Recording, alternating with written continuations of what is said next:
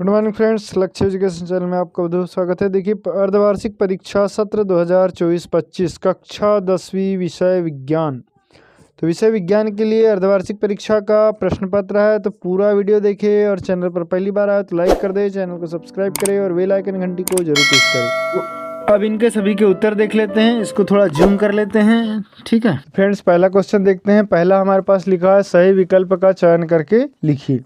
ठीक है, देखिए, निम्नलिखित में से कौन सी धातु उभयधर्मी ऑक्साइड बनाती है? तो इसमें आ जाएगा एल्यूमिनियम।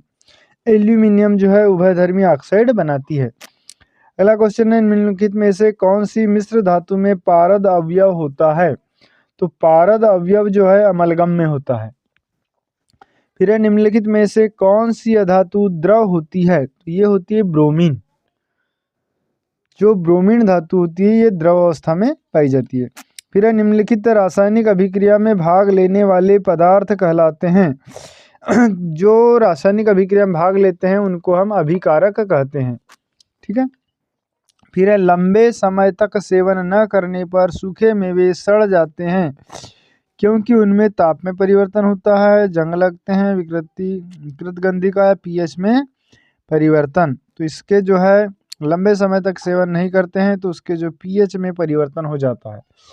ठीक है, फिर है, चींटी के डंक में कौन सा अम्ल पाया जाता है? तो चींटी के चींटी के डंक में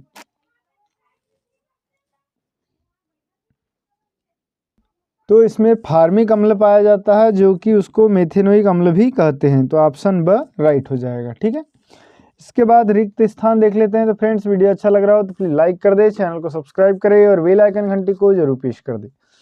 देखिए, दूसरा क्वेश्चन हमारे पास दिया, रिक्त स्थानों की पूर्ति कर लिखिए। खालिस्तान में श्रृंखलन क्षमता अधिक होती है। तो जो कार्बन होता है, कार्बन में श्रृंखलन क्षमता सबसे अधिक होती है। फिर है, शराब या वाइन में खालिस्तान अल्कोहल होता है तो जो मेथेनोइक अम्ल होता है। शराब या अल्कोहल में, वाइन में मेथेनोइक अम्ल होता है। खालिस्तान यौगिक में समावयवता का गुण पाया जाता है तो जो कार्बन है, कार्बन में समावयवता का गुण पाया जाता है। ठीक है, नेक्स्ट क्वेश्चन देख लेते हैं। नेक्स्ट है, सिरका। सिरका खालिस्तान अम्ल होता है तो जो एसिटिक अम्ल होता है इसी को सिरका कहा जाता है। एसिटिक अम्ल में मतलब सिरका में एसिटिक अम्ल होता है। कार्बन की संयोजकता होती है तो कार्बन की जो संयोजकता होती है धन 4 होती है। पादपों में भोजन का संवहन खालिस्तान ऊतक द्वारा होता है तो पादप में जो है भोजन का संवहन ये फ्लोएम के द्वारा होता है। इसके बाद सत्य असत्य देख लेते हैं।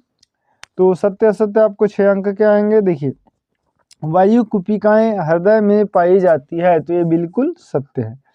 फिर है, मनुष्य में सामान्य रक्तदाब 180/100 mmHg होता है तो ये असत्य है। ये होता है सामान्य रक्तदाब 80/120। ठीक है, मोटर न्यूरॉन ग्राही अंगों से आवेग को मेरु रज्जु तक पहुंचाते हैं तो ये सही है। फिर है, मस्तिष्क का सोचने समझने वाला भाग पश्च मस्तिष्क होता है तो ये भी राइट है। फिर है, एड्स विषाणु जनित रोग है, ये भी सत्य है। फिर है, अंडप का शीर्ष भाग वर्तिका कहलाता है, ये असत्य है। अंडप का शीर्ष भाग वर्तिका नहीं कहलाता। फिर हम कॉलम नंबर 1 और कॉलम नंबर 2 को मिला लेते हैं, सही जोड़ी। फ्रेंड्स, वीडियो अच्छा लग रहा हो तो अपने दोस्तों को जरूर शेयर कर दे तथा उसके लाइक एंड सब्सक्राइब जरूर करें। जैसे हाइड्रा, तो हाइड्रा जो होता है इसमें मुकुलन पाया जाता है। ठीक है, हाइड्रा में मुकुलन।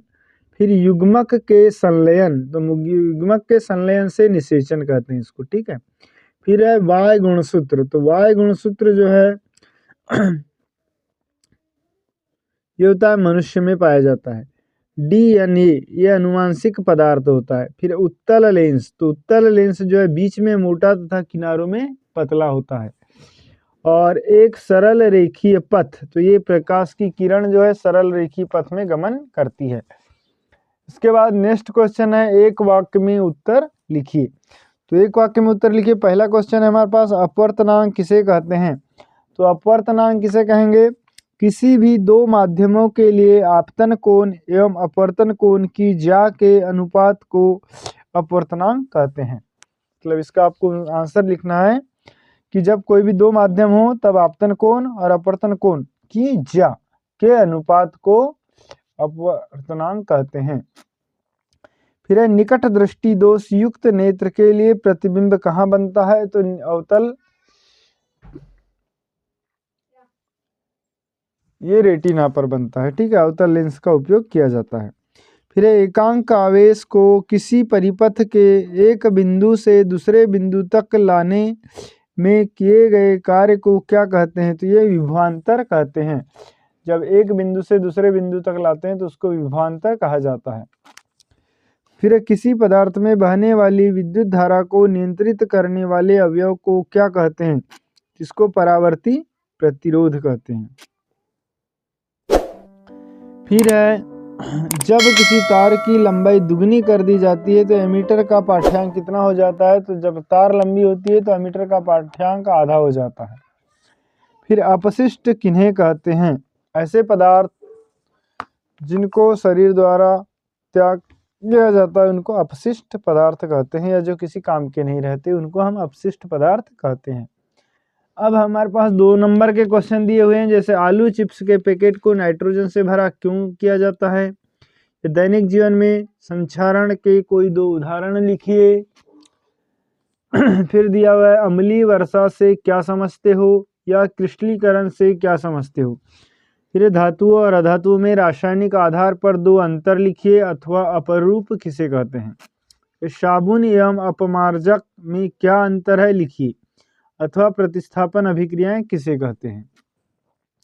फिर स्वपोषी पोषण के लिए आवश्यक परिस्थितियां तथा इनके उत्पाद क्या है, अथवा माइटोकॉन्ड्रिया को कोशिका का बिजली घर क्यों कहा जाता है। नेक्स्ट है मस्तिष्क का कौन सा भाग शरीर की स्थिति तथा संतुलन का अनुरक्षण करता है, अथवा मनुष्य में स्रावित होने वाले नर तथा मादा हार्मोन का नाम लिखिए। क्वेश्चन नंबर 12 ऊतक संवर्धन तकनीक किसे कहते हैं, अथवा अलैंगिक एवं लैंगिक जनन में 2 अंतर स्पष्ट कीजिए। 13वां क्वेश्चन है 2 नंबर का ही है, अनुवांशिक लक्षण किन्हें कहते हैं, अथवा जीन के प्रमुख 2 कार्य लिखिए। फिर क्वेश्चन नंबर 14 है वास्तविक प्रतिबिंब और आभासी प्रतिबिंब में 2 अंतर लिखिए, अथवा एक गोलीय दर्पण की वक्रता त्रिज्या 20 सेंटीमीटर है, इसकी फोकस दूरी क्या होगी। क्वेश्चन नंबर 15 तारे क्यों टिमटिमाते हैं, अथवा वर्ण विक्षेपण किसे कहते हैं। फिर इसी प्रकार यहाँ 3 नंबर वाले और 2 नंबर वाले और कुछ क्वेश्चन है, ये देख लेते हैं। जैसे विभवांतर की परिभाषा लिखिए, विभवांतर का SI मात्रक क्या है। विद्युत धारा के ऊष्मीय प्रभाव के 2 अनुप्रयोग लिखिए। क्वेश्चन नंबर 17 है खाद्य श्रृंखला व खाद्य जाल में कोई 2 अंतर लिखिए, अथवा हमारे क्रियाकलाप वातावरण को किस प्रकार प्रभावित करते हैं, कोई 2 क्रियाकलाप लिखना है। इसके बाद 3 नंबर के क्वेश्चन है, जैसे ऊष्माक्षेपी अभिक्रिया के 3 उदाहरण लिखिए, अथवा संतुलित रासायनिक का समीकरण किसे कहते हैं, एक संतुलित रासायनिक समीकरण लिखिए। या 19वां है 19वां क्वेश्चन है तंत्रिका कोशिका का नामांकित चित्र बनाइए, या किन्हीं 3 पादप हार्मोन के नाम उनके एक एक कार्य लिखिए। इसी प्रकार टिंडल प्रभाव उत्पन्न करने पर में प्रकीर्णन की भूमिका लिखिए, अथवा प्रिज्म द्वारा श्वेत प्रकाश के वर्ण विक्षेपण को चित्र द्वारा समझाइए। तो इसी प्रकार ये 4 नंबर के भी क्वेश्चन दिए हुए हैं फ्रेंड्स, तो इनको आप अच्छे से तैयार कर ले। और शेष प्रश्नों के लिंक आप देखना चाहते हैं तो उनका लिंक आपको डिस्क्रिप्शन में दे दिया गया है, वहां से आप देख सकते हैं। Thanks for watching.